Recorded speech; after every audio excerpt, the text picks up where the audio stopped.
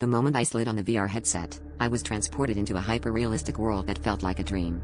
The grass beneath my feet was lush, the sky above was impossibly blue, and the distant mountains seemed to call my name.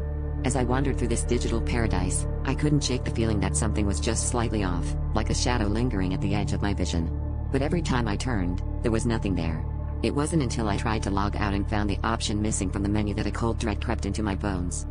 In a panic, I reached out to the game's help desk, only to be met with an unsettling silence. The world around me began to shift, the vibrant colors fading to gray, and the once welcoming skies now churned with dark clouds. I stumbled through the landscape, which was now twisting into a labyrinth of gnarled trees and whispering winds. The shadows I'd felt earlier were no longer content to linger, they darted between the trees, always just out of sight, but their presence was undeniable. As hours turned into days, the game's true nature revealed itself. I wasn't just a player, I was prey in this nightmare realm. I encountered other avatars, their faces twisted in permanent screams, frozen moments captured in time. Each failed logout attempt only seemed to strengthen the grip the world had on me, the shadows growing bolder with every passing minute. I found myself running through the forest, guided by a flickering light that promised salvation but always vanished when I got too close. In the end, I stumbled upon a clearing, where an ancient, monolithic structure loomed. I felt an inexplicable pull towards it, as if it held the answers to my escape.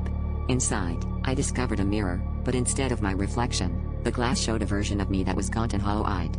As I reached out to touch it, the shadows coalesced into a tangible form, whispering my deepest fears back to me. I screamed, realizing that the only way out was to accept my fate, to become a part of the game's eternal nightmare.